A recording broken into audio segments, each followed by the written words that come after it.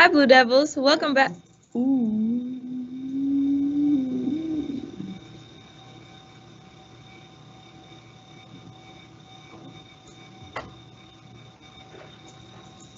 Hi, Blue Devils. Welcome back to another week of World Changer 101. My name is Renaya Bannon, and I will be interviewing Steve Campbell.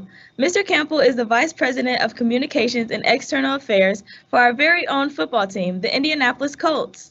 Would you like to introduce yourself in more detail for the students and maybe give a more detailed description of what you do? Hi, Renaya. Thanks for having me here today. It's a pleasure to be with you and all of your fellow students.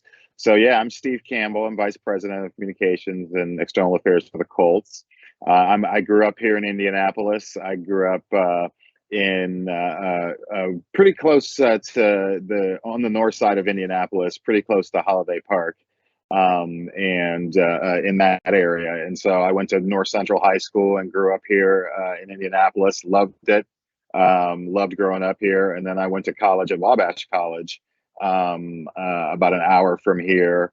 And then I came back to Indianapolis after college and went to law school at the Indiana University School of Law. And then I've had several different jobs.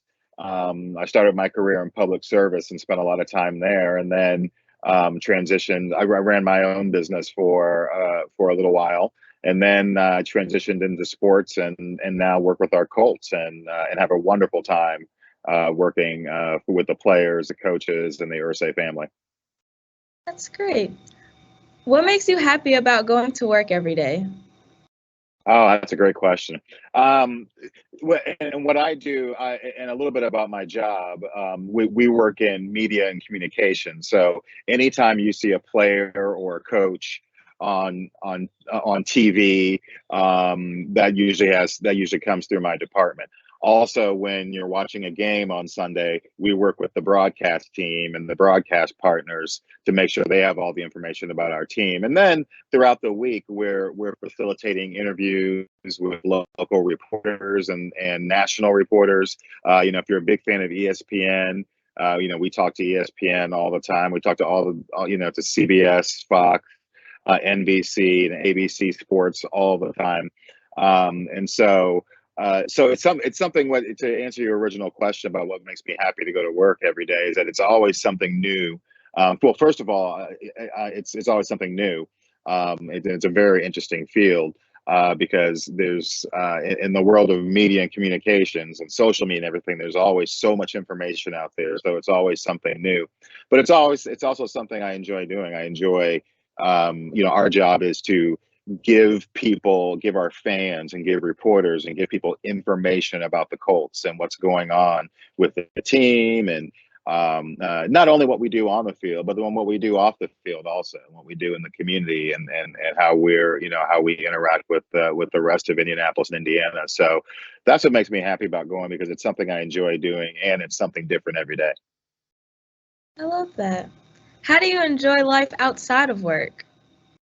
Well, I have a wonderful family with my wife and two sons. I have two sons who are pretty young, in third grade and kindergarten, and so I spend a lot of time with them. That's how I spend most of my free time is with them and going to flag football and soccer and basketball practices and games and things like that. Me personally, I enjoy music. When I was at North Central and I was in middle school and North Central and all throughout college, I always was in the band and orchestra and choir, and so music's always been important to me. So I play guitar and bass guitar, and that's kind of my fun little hobby. And then I love watching sports too. Even though I work for the Colts, but I love watching basketball, football, all types of sports. What's your favorite music genre? See, that's I like everything. I love everything. I love like for instance, my favorite artist of all time is Prince. And so and he's a one of a kind. He was a one of a kind talent. And so you can't put his music. You can't necessarily qualify or explain what his music is because it was so unique. But other than that, but other than Prince, I love rock and roll. I love all types of rock and roll. I love the history of rock. I love old rock and roll from the 1950s and 1960s and 70s. So a lot of the history of rock and roll. I love R&B. Hip hop is obviously the most popular genre out there right now. Jazz. I love jazz music, and then I love classical music because, again, when I was in North Central, I was in the band and orchestra, and we played all classical music. So I still, on my my playlist, I have a heavy rotation of classical music from like Bach and Beethoven and Aaron Copland and a lot of composers like that. That's really cool. Growing up, did you know that this was what you wanted to do in the future? No, not necessarily. I think growing up, the first thing I wanted to be was an astronomer, because I loved space and planets and studying the constellations and things like that. And so that fascinated me. That's the first thing I wanted to be when I was really young.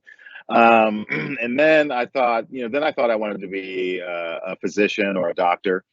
And that's when I went to college, that's what I was going to study was biology and go on to medical school. But I discovered a different, like you do when you go through school, you discover different things that you're interested in. You find out different things that you're better in. And I found political science and speech. And so that's what I majored in political science and speech when I got to college, and I eventually went to law school. So it was a different career path from being a doctor, but here's the funny thing: I don't really practice law, even though I went to law school. I work in public relations and media and communications for the Colts, and so I can't say that that's what I thought I was going to do because it's just something that developed over time. But I'm really glad I found it. How often are you around football players? Every day during the season, every day. Our office is right outside the Colts locker room. So the people who work in my department, they work with the players every single day because the players have to go and do interviews every day. That's part of their job as NFL players is to go talk to and do interviews, talk to the media, talk to TV shows and things like that. Because again, the sports is entertainment. People should never forget that we want people to come and watch us, and so they have a lot of media obligations, and so we work with them quite a bit on that, and then we work with them not on things outside of that because a lot of the players have interests outside of football, and so we help them with those too. Like some want to start businesses, some want to get involved in the community, and so we work with them quite a bit. So we're around the players and coaches every day during the season, and then during the off season. They get to go home and do other things, so they're not around as much. But like right now, when we're in the season, we're around them every day. What's a funny moment you can recall with a player? Oh man! Oh well, there's so many. I mean, that's a really good question. I know. Well, so this is kind of I don't know if many people will understand it, but there's one player who his name's Zaire Franklin, who is one of our team captains. And when he first got drafted, he's a proud member of a fraternity from his alma mater. He went to Syracuse, and he was a member of Omega Psi Phi fraternity. And he's very, very, very, very proud of that fact. And so the first time I met him, I just decided to play a joke. I just wanted to joke with him, and I said, "Hey," and I mentioned, I said, "Hey, I hear you're a member of another fraternity." And he just gave me the funniest and craziest look. And I said, no, I'm joking, man. I know what fraternity you're in, So that was a very funny. I was just messing with him though because he was a rookie and he had just come in the building. As we learned about your background, we noticed that you ventured into different careers, such as Deputy Mayor of Indianapolis Public and Neighborhood Affairs, to a career in journalism, and many more. What made you switch career paths? Well, the career paths, they seem different, but they all have the same theme. Because first of all, I've been doing media and communications my entire career, and so that's what tied them all together because I've been doing that same function. when I was deputy mayor of Indianapolis, I ran all of our communications and media for the city of Indianapolis. And did that did that about 20 years ago. So quite a while ago. And then I went and taught at IU, Indianapolis. I went over there and taught journalism and communications and public relations. And taught over there for 7 years while I was running my own business doing communication. And then at the Colts, again, I'm doing communication. So it's different career paths in a way, but it's all in the same field. And so I felt very comfortable doing all of those, and I had a really good time doing all of those. What made you want to become the vice president of communication for the Colts? Well, I'm a huge sports fan. I think, I said that earlier. I'm a huge sports fan. Love watching all types of sports. And so I worked when I was with the city, when I was deputy mayor. And before that, I had season tickets to the Colts. So I was just a big Colts fan. So my two best friends and I had season tickets to the Colts. This is even before Peyton Manning got here, so that tells you how long ago it was.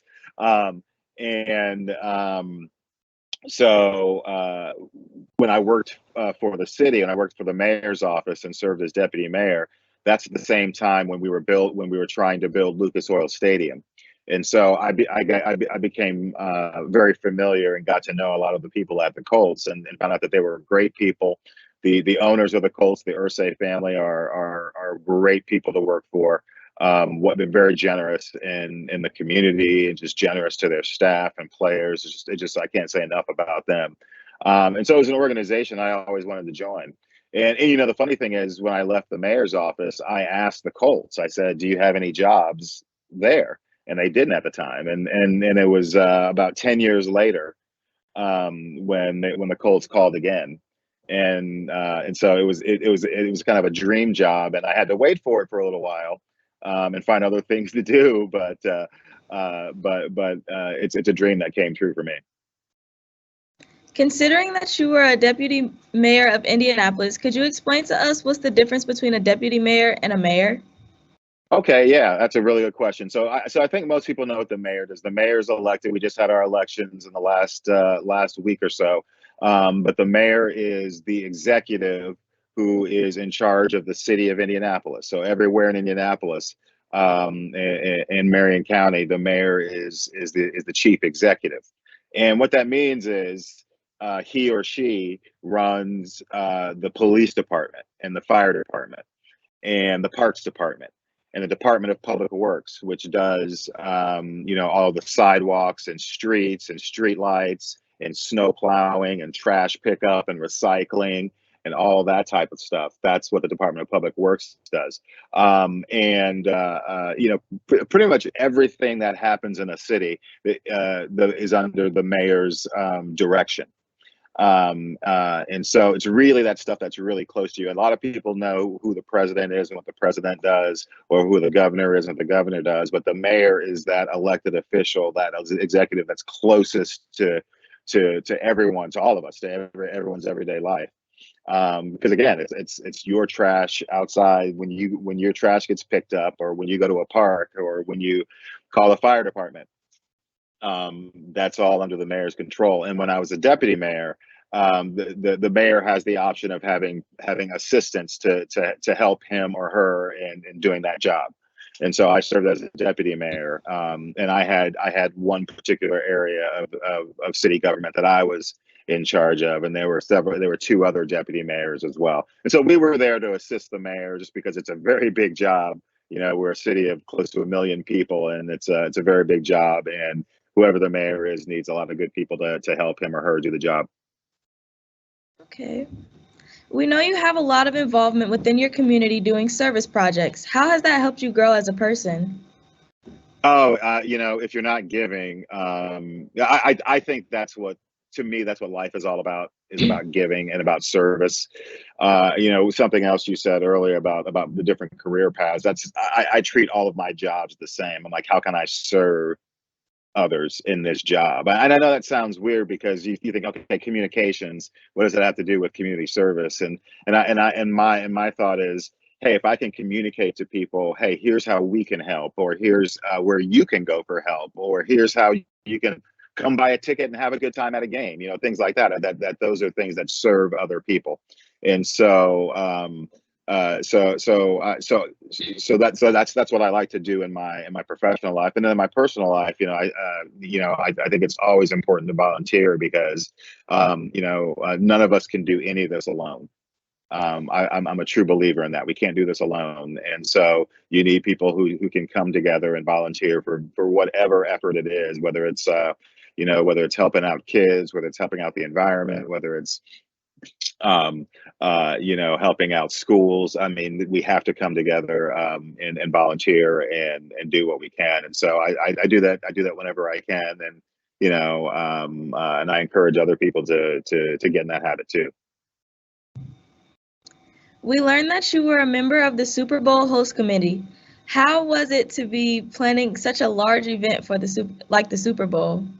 Well, that was great. That was a really cool experience. The great thing about having the Super Bowl in your city is that the Super Bowl is the most watched television show in America and in the world. It's just when everyone sits down and watches TV together, the Super Bowl is like one of the only shows that ever happens.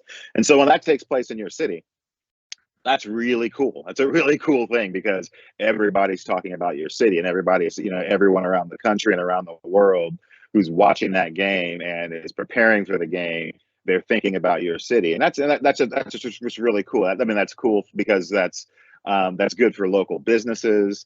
That's good for our local economy. It's good for a lot of things here. It's good for tourism, for people who we want to attract to come and visit Indianapolis, and that's why it's really cool. And so to be a part of that effort to bring that type of attention to Indianapolis was really fun. And the city had one thing that Indianapolis does very well is put on big events, and it's because of all the volunteers that we have here. And we had a great group of people who ran the Super Bowl, and I was just a very small part of it.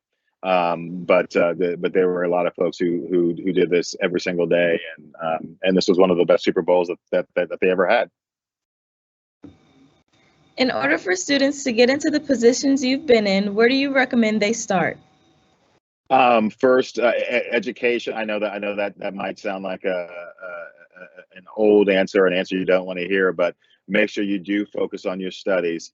While you're at Shortridge and whatever step you take next, please focus on your studies because those are important. It gives you the basics. And I'm still using skills that I learned in high school today. And so you have to focus on that. And then another piece of advice I tell people is to find internships. Their internships, usually most interns are in college, but not necessarily. There are internships that will take high school students, that will take people who are on their way to college or on their way to another path other than college. But internships, that's how I progressed in my career because I found a lot of really cool and a lot of really interesting and educational internships. Where I learned a lot, but then I met a lot of great people who I still talk to. I mean, there are people who I talked to from my very first internship, and I still talk to them today. And so it's a good way to learn about what you like, what you don't like, and it's a great way to meet people because relationships are always going to be important in this world, this life. And so so I tell people to look for good internships, whether they're paid or unpaid. Well, we thank you once again, Mr. Campbell, for taking the time out of your busy schedule to speak with Shortridge students this month. Blue Devils, stay tuned for World Changer 101 after Thanksgiving break. Have a safe Thanksgiving. Bye-bye. Bye.